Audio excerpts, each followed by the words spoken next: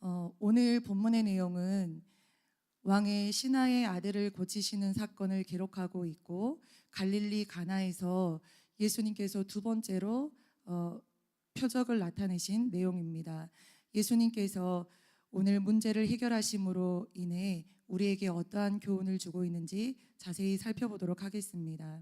저는 오늘 본문 말씀을 두 단락으로 나누어 묵상을 해보았는데요. 첫 번째는 43절에서부터 45절 말씀, 두 번째로는 46절에서부터 54절 말씀입니다.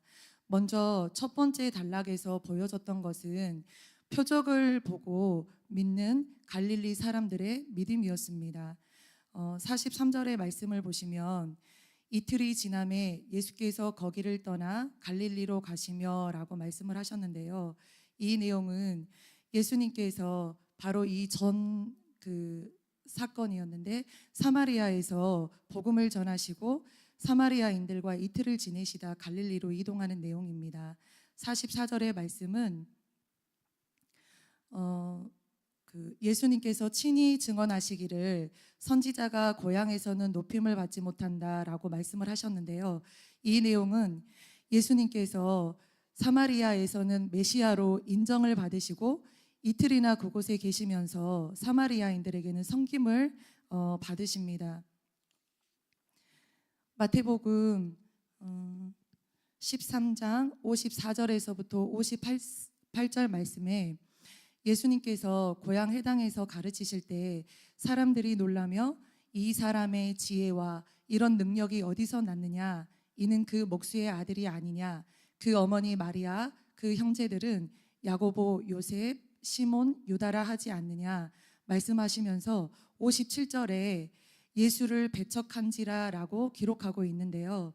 이 고향 사람들은 예수님을 어려서부터 알아왔고 자기들과 같은 사람으로 생각하고 있었기 때문에 예수님의 지혜와 능력 행함을 보고도 메시아로 인정할 수 없었던 것입니다. 바로 이어서 45절의 말씀을 보시면 갈릴리에 이르심에 갈릴리인들이 그를 영접하니 이는 자기들도 명절에 갔다가 예수께서 명절 중 예루살렘에서 하신 모든 일을 보았음이더라 라고 말씀합니다. 이 말씀과 예수님께서 44절에 선지자가 고향에서는 높임을 받지 못할 것이라고 말씀을 하시는데, 그 예수님이 하신 말씀과 다르게 갈릴리 사람들이 예수님을 영접하고 환영합니다. 그 이유는 예수님께서 명절 중 하신 일을 보았기 때문이라고 기록이 되어 있습니다. 예수님은 우리의 심장과 폐부를 감찰하시고 중심을 보시는 분이십니다. 갈릴리 사람들이 예수님을 환영하고 믿었던 이유는 예수님이 진정한 하나님의 아들이시고 메시아이심을 깨달아서 예수님을 믿었던 것이 아니라 그저 예수님이 행하신 기적과 사건들을 보고 환영했던 것입니다. 이때 당시 이 지역은 갈릴리 바닷가를 중심으로 갈릴리, 그리고 가나, 예수님이 성장하셨던 나사렛, 그리고 가버나움으로 이루어져 있었는데요. 이 지역은 유대인들과 이방인들이 혼재하며 살아가던 지역이었고 가난하고 보잘것없는 지역이었는데, 이제 가난하고 보잘것없는 지역이었습니다. 그리고 유대의 지도자들로부터 멸시를 당하던 곳이었습니다. 이렇게 이제 가진 것도 없고 배운 것도 없는, 소망이 없는 이 갈릴리인들에게 예수님이라면 자신들을 어려운 환경에서 건져내고 잘 먹고 잘 살 수 있도록 도와줄 수 있는 사람쯤으로 생각하고 있었던 것입니다. 그래서 예수님을 환영했던 것이죠. 우리가 이 부분을 생각해 볼 때 예수님을 믿는 우리의 중심이 진짜 하나님의 뜻대로 살아가고 있는지, 아니면 하나님을 위해 살아간다고 하지만 개인의 욕망이나 욕심을 이루기 위해 잘못된 동기를 가지고 신앙생활을 하고 있지는 않는지 살펴보아야 될 줄 믿습니다. 두 번째 내용은 말씀을 듣고 믿었던 왕의 신하의 믿음을 볼 수 있습니다. 예수님께서 갈릴리 가나에 가시게 되는데, 이곳은 전에 가나 혼인잔치에서 물로 포도주를 만드신 첫 번째 표적을 나타낸 곳입니다. 이곳에서 왕의 신하를 만나게 되는데요. 그에게 문제가 찾아온 것이죠. 바로 아들에게 질병 문제가 온 것입니다. 47절에 보시면 그가 예수께서 유대로부터 갈릴리로 오셨다는 것을 듣고 가서 청하되 내려오셔서 내 아들의 병을 고쳐주소서 하니 그가 거기 거의 죽게 되었음이라라고 말씀합니다. 유대에서 예수님께서 이제 갈릴리로 오셨다는 소식을 듣고 가버나움에서 예수님을 만나기 위해서 찾아온 것이죠. 그때 당시 이제 강대국 로마의 왕의 신하로서 이 종은 자기의 위치와 직책을 내려놓고 한 아이의 아버지로서 예수님을 찾아가게 됩니다.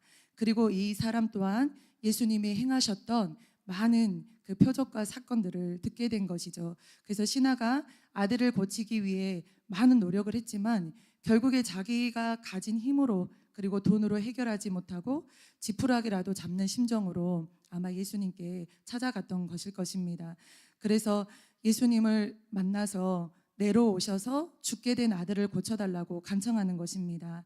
48절에 예수님이 신하가 예수님께 간청함에도 불구하고 예수님께서 책망의 말씀을 하시는데요. 너희는 표적과 기사를 보지 못하면 도무지 믿지 아니하리라 라고 하십니다.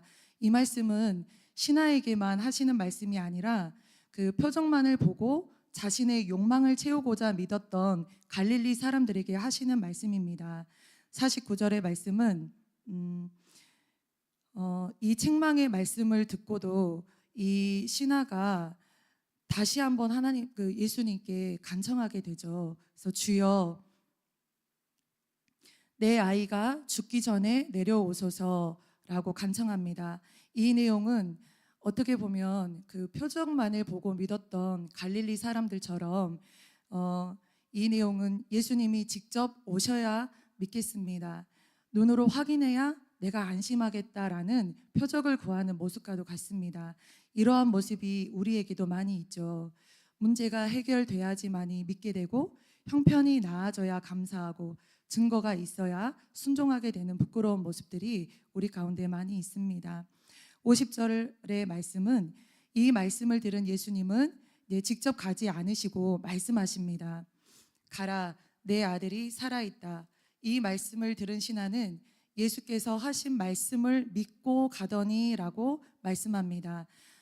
저는 이 말씀에서 신앙의 참된 모습을 발견하게 됩니다. 왕의 신하도 갈릴리 사람들과 같이 처음 마음은 그 표적과 그 기사만을 보고 믿는 얕은 믿음이었을 것입니다. 그렇지만 결국에 말씀을 듣고 믿는 사람으로 거듭나게 된 것입니다. 51절에서부터 54절의 내용은 왕의 신하의 믿음으로 온 가족이 예수님을 믿게 되고 구원받는 놀라운 일이 일어나게 된 것입니다.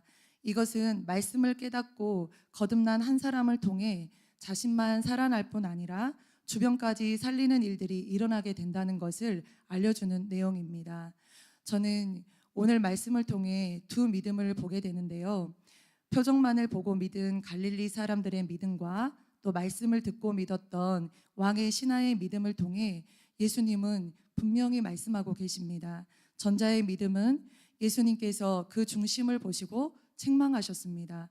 왕의 신하의 믿음은 마태복음 8장과 누가복음 7장을 통해 이스라엘 중 아무에게서 이만한 믿음을 보지 못하였노라고 칭찬하셨습니다. 왕의 신하의 믿음을 통해 진정한 믿음의 본질이 무엇인지 배우게 됩니다. 이것이 하나님께서 가장 기뻐하는 믿음이고 원하시는 것입니다. 저는 오늘 말씀을 묵상하면서 하나님께서 우리를 말씀의 사람으로 거듭나게 하시기 위해 어떻게 역사하시는지에 대해 저의 짧은 간증을 나누며 말씀을 마무리하도록 하겠습니다. 왕의 신하에게 자신의 힘으로 해결할 수 없는 문제가 왔고 그 문제를 통해서 결국에 그리스도를 만나게 됐던 것 같이 저 또한 이 종교인에서 말씀의 사람으로 거듭나게 되는 문제와 사건을 경험하게 되었습니다. 제가 처음에 큰나무 교회 이제 복음을 들으며 가장 마음에 부딪히고 도전이 되었던 말씀은 열매를 보아야 그 나무를 알 수 있다. 이 메시지가 저의 마음에 계속 이렇게 와 닿았었는데요. 이 말씀을 통해서 열매 없는 제 삶을 다시 돌아보게 됐고, 그때부터 예수님께 진짜 간절하게 기도를 했어요. 하나님, 저에게도 열매를 주세요. 제가 간증할 수 있는 간증거리를 주셔서 저도 증인되게 해주세요. 진짜 그 모습을 발견하고 나서 그 기도를 진짜 오랫동안 했었어요. 근데 어느 날 갑자기 남편이 이제 갑자기 집을 나가는 사건이 일어나게 되었습니다. 그 당시에는 그 일이 재앙처럼 보였고 기도 응답이라고는 전혀 느껴지지 않았습니다. 그러나 이제 시간이 지나서 돌아보니까 그 문제가 제 인생에 얼마나 큰 축복이었는지를 깨닫게 되었습니다. 저희 가정은 늘 경제적으로 어려움이 많았고, 또 남편의 도박 문제와 저의 잘못된 경제 운영으로 인해서 계속 마이너스 상황이 이어지고 있었습니다. 그런 가운데 코로나로 일거리까지 줄어들면서 형편은 더욱 힘들어졌고, 남편의 회피성 도박 문제는 더 심각해졌습니다. 그래서 결국에 서로 원수처럼 다투는 날들이 계속되었고, 결국엔 이제 남편은 집을 나가고 말았습니다. 그때 저는 어떻게 살아가야 할지 진짜 앞이 캄캄했고, 무엇을 해야 할지도 알 수가 없었습니다. 우울감 속에서 하루하루를 힘겹게 보내게 되었습니다. 도무지 제 힘으로는 다시 일어설 수 없는 상황이 되자 진짜 비로소 하나님만을 붙들며 의지하게 되었습니다. 그때부터 말씀과 기도로 많은 시간을 보내며 점차 힘든 마음을 이겨내기 시작했습니다. 환난의 떡과 고생의 물을 마셔야 스승의 음성이 들린다는 말씀처럼 문제를 겪고 나니까 말씀이 새롭게 들리기 시작했고, 말씀을 들을 때마다 제 영혼이 살아나는 것을 느끼게 되었습니다. 기쁨이 회복되었고, 감사할 수 없는 상황 속에서도 감사가 나오는 은혜를 말씀을 회복하면서 제가 경험하게 되었습니다. 그때 제가 깨닫게 된 것은, 문제가 찾아온 것은 다른 이유가 아니라 제가 말씀을 떠나 있었기 때문이라는 사실이었습니다. 이스라엘 백성에게 재앙과 같은 문제가 임했던 것도 하나님의 말씀을 버리고 다른 신을 따랐기 때문이었습니다. 우리의 가장 큰 문제는 말씀을 떠나 내 고집과 내 생각대로 살아가는 데 있음을 알게 되었습니다. 저는 그동안 제 불행의 이유가 무능력하고 영적으로 연약한 남편 때문이라고만 생각을 했었습니다. 그러나 복음을 깨닫고 보니까 제가 고통받았던 진짜 이유는 말씀을 떠나 죄 가운데 있었기 때문이었습니다. 복음을 가로막고 하나님의 영광을 가리는 죄를 제가 짓고 있었음을 알게 되었고, 큰 문제를 통해 제 영적인 미천이 드러나면서 많은 회개의 시간을 갖게 되었습니다. 내 안에 있던 불신앙과 율법적인 것들, 사람을 더 의지했던 마음, 그리고 교만함이 사실적으로 보이기 시작했고, 그것들을 놓고 하나님 앞에 회개하게 되었습니다. 그렇게 하나님께서는 제 힘으로 해결할 수 없는 문제를 통해 찾아오셔서 말씀대로 사는 삶이 무엇인지 가르쳐 주시고 영적 세계의 눈을 열어주셨습니다. 하나님께서 기뻐하시는 믿음은 말씀대로 순종하며 살아가는 믿음임을 깨닫게 되었습니다. 더욱 감사한 것은 이제 저의 삶이 변화되는 모습을 보면서 우리 자녀들도 이제 하나둘 교회 공동체 안에 거하게 되었고, 하나님을 인격적으로 만나고 알아가기 시작했다는 사실입니다. 종교 생활로만 믿으며 늘 혼란과 갈등 속에 있던 우리 가정이 이제는 참된 복음 안에서 하나님의 은혜를 누리는 가정으로 회복되고 변화되어 가고 있음에 감사하게 됩니다. 말씀을 마무리하겠습니다.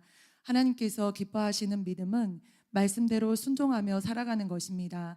우리가 만나는 모든 문제와 사건들은 결국에 하나님을 만나는 것이고, 말씀으로 우리를 인도하시는 하나님의 계획입니다.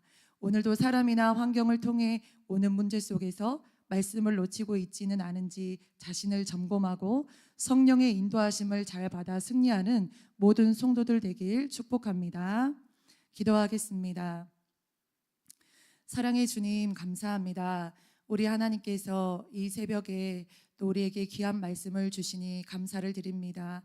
오늘 우리가 살아가면서 매 순간마다 범사의 주님을 인정하며 정말 우리가 말씀을 놓치고 있는지 돌아보게 하여 주시고, 아버지 그 문제와 사건들을 통해서 하나님의 음성을 듣는 역사가 있게 하시고 자신을 겸손하게 낮추는 믿음의 심령들이 되게 하여 주옵소서. 감사드리며 예수님의 이름으로 기도하옵나이다. 아멘. 예, 감사합니다. 우리 박재수 권사님에서 기도 많이 주시 바라고, 또 자녀들도 위해서 기도해 주시 바라고, 또 우리 며느님, 또 이하정 우리 권찰님 위해서 기도하셔서, 또 태중이 아기도 있는데 보고만 해서 회복과 또 승리가 있도록 기도 부탁드립니다. 우리 권사님 말씀을 통해서 이제 깨달아진 말씀, 다시 한번 확인되는 말씀은 그 열매를 보아야 그 나무를 안다라는 말씀입니다. 많은 사람들이 자기는 다 됐다고 생각하고 있고, 그리고 또 이제 뭐 다 완벽하다라고 생각하지만은 속일 수 없는 사실은 바로 열매입니다. 그 열매를 보면서 자기 진단이 정확하게 이루어지는 내면의 성찰함이 있어야 되는데, 많은 사람이 그런 부분에서 이제 속고 있고 또 착각하기 때문에 치료가 안 되는 것이 많아요. 열매는 속일 수가 없어요. 반드시 그 열매 속에는 무엇이 문제일까라고 발견하시는, 거기서부터 진정한 참된 회복이 시작이 됩니다. 오늘도 여러분 그러한 말씀을 잡고 한번 나를 돌아보는 그 사실을 직시해보는 여러분 됐으면 좋겠습니다. 그럼 하나님이 그때부터 왜 그렇게 열매가 안 되는지라고 하는 원인 속에서 깊이 찝어져 나가는 원인을 발굴해서 그분을 꼭 싸울 수 있는 여러분 되기 바랍니다. 특별히 자녀들에 대한 열매가 있어요. 그 열매 속에서는 속일 수가 없어요. 우리 기도하도록 하겠습니다. 살아계신 아버지 하나님, 은혜와 사랑을 감사를 드립니다. 오늘도 회복을 하시는 하나님, 이제 오늘 그 말씀이 없기 때문에 여러 가지 자기의 우상, 고집, 율법, 종교 이런 많은 속에서 살아갔던 삶의 속에서 문제가 터져서 어느 날 그 시간표에 와서 그때서야 자기를 발견하게 됐던, 그 이전까지는 고통이 오기 전까지는, 또 고통이 왔어도 이미 문제가 이미 터졌어도 자기 발견 안 되고 인정하지 않는, 나는 완벽하다라고 하는 그 착각 속에 빠져 있는 그 종교의 그 이선적인 이런 부분 속에서 교만했던 이런 모습들을 발견함으로 말미암아서 하나님 앞에 나와 직시하면서, 주님 나는 왜 이렇게 이런 문제가 해결이 안 되고 있습니까라고 할 때, 그때서야 주님의 음성을 듣는, 한란의 떡 고생여부를 이제 먹을 때 스승이 보인다, 그리고 내 귀에 소리가 들린다고 하는 그 말씀을 오늘 우리 권사님이 체험치 하시니 감사를 드립니다.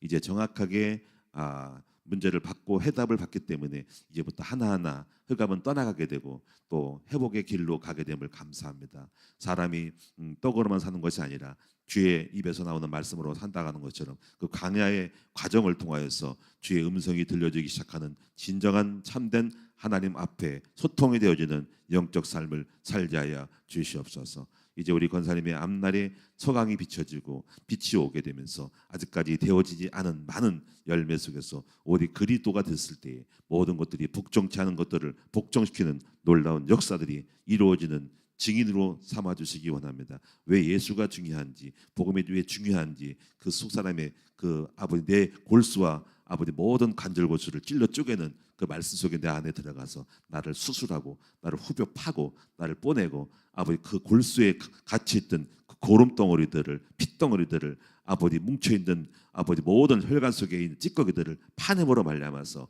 온전히 우리 속에 깊은 곳까지 스며들어 갔을 때 진정한 자유와 평안과 영의 사람의 주의 성령의 역사하심을 믿습니다. 오늘 시간에 우리 모두가 정말 돌아보면서 이 종교성을, 종교의 이선성을 벗어버리게 하여 주시옵소서. 오늘도 예물드림을 감사합니다. 오늘도 놀라운 하나님의 역사를 경험하는 성령의 그 자유하심, 진리 안에 자유하심, 역사하심을 경험하는 우리 모두가 될 수 있도록 만들어지게 하여 주시옵소서. 감사드리오며 우리 주 예수 그리스도 이름으로 기도드리옵나이다. 아멘.